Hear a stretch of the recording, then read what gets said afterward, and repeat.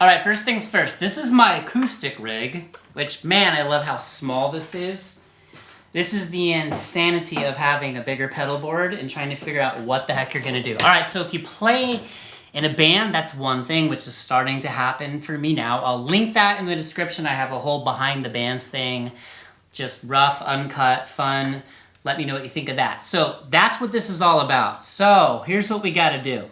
I'm going to have to move some pedals. I got this new pedal. I got this Sean Tubbs Tilt Overdrive, which has a boost and it has a drive. But first things first, and drop me a comment, have you used any of these pedals? Do you own them? Do you want to know about them? This is like your mothership right here. This is a Boss ES8 controller. If you're not familiar with one of these, there's 8 loops in it. There's a MIDI section. There's a whole bunch, okay? You put all these pedals in the loop. These pedals are always on, and you use the loops to turn them on and off. Now, you can program it, so if you want to do song by song by song, you can turn on 2 or 3 pedals at once, all right? The only pedals I have in MIDI are the Volante and the Eventide. All right, now I'm gonna probably move, not probably, I'm gonna move this Volante somewhere down the chain because right here is the plumes, right? So this is a device I just love. It's an OD pedal, but what I'm trying to use it for is an overall tone sweetener for the amp. So every pedal you see here is in a loop except for this Rev Tilt EQ Overdrive, all right? That is gonna be on the front end and so is this plumes. Now, if you've never seen one of these, right? This is a power splitter. So on the bottom, I have a Strymon Zuma. It's got 500 milliamps per output. So if your pedal doesn't draw 500 milliamps, and if you've got more pedals than you have outputs, you can get a splitter to split the power. You follow me? I'm gonna ramble a lot here, so drop me comments, drop me questions, all right? I did have the old Super Overdrive on here, all right? So that's gonna go off. And I was using this before I got the Rev as the compressor, but not to compress, again, just as kind of like a tone sweetener through the little Rev head. Now, watch that playlist at the end, and the sound's really raw and crude, but you're gonna kind of hear what it sounds like through my little Rev D20 head. So it's more of a pedal platform amp, beautiful cab. It's a Mojo Tone 112 with the Greyhound speakers. Sounds so good. All right, so I put the Bender on here because we're doing kind of like right now 90s alternative rock. We're just gonna do some covers. This is only gonna be our 3rd band practice, so I'll shoot a behind the scenes of that. That's tomorrow, so that's why I'm trying to push this, all right? So the Rat's kind of my modern distortion. I don't know how to put it, but it's just kind of like that solid staple distortion that you need, all right? So this, every time I take it off the pedal board, it goes back on. All right, this C Machine by Earthquaker Devices is a chorus pedal. This thing is amazing. Here, let's see if I can tilt this up so you can see it a little bit better. Incredible chorus pedal. I just love some of that modulation. The Phase 90, I love this pedal because if you ever used one, it's got a little bit of a boost in it too.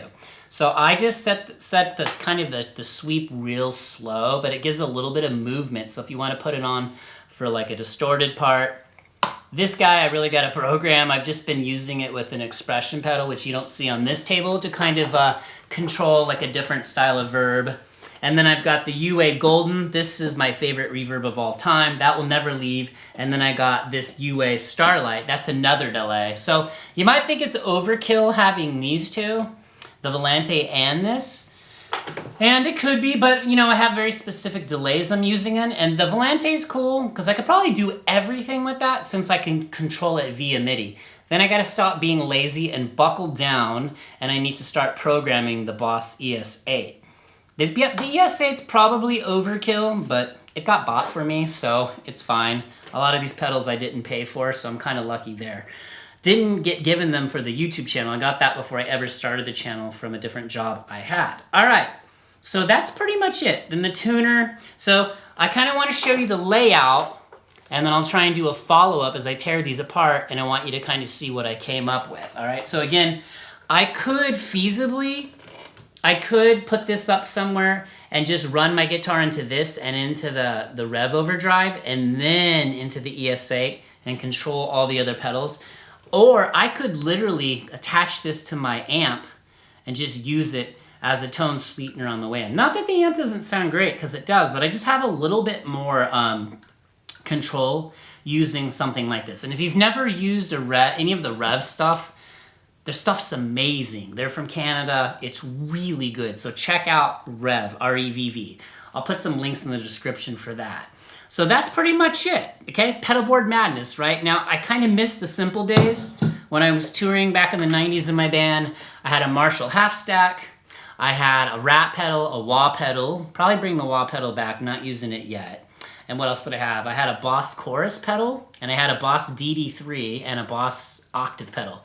And the octave pedal and the DD3, again, are right here on my acoustic board. And man, I kind of miss the simplicity of this. But I do have this thing totally dialed in now. But it's changing because once you're in a band, it's different. If you want to look at the mess on the bottom, it's kind of crazy. So check this out too. The bottom is a total, well, kind of, I've got it sort of organized. But there's the Zuma power supply. That's the Spice Strymon. That thing's amazing. Don't skimp on power supplies. I've seen friends do it, and they always end up regretting it and buying a good one. So spend the money on that. But that's pretty much it. So let's see where I can take this, okay? And then I want you to actually hear it in the context of me and the band. So you'll kind of hear it's a very, little tube head, little 112 cab. My half stack days are gone. I'm not gonna lug around a half stack anymore.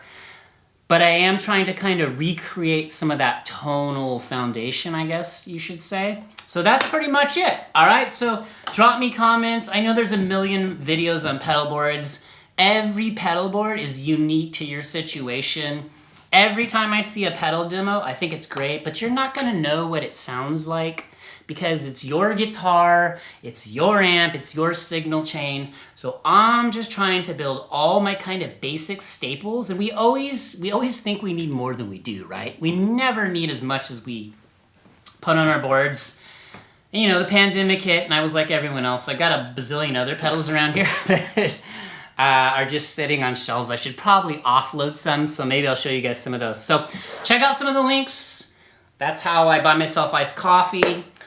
Check out the newsletter. That's growing so fast. Super stoked to write that for you guys. That's linked down here too. I'll put that in the comments section of this video as well. And that's pretty much it. So what I always say, only you can stop you, so don't stop. Keep going. And if you got a pedal board, have fun with it. Don't let it drive you insane like it can. All right, see you in the next video. Peace.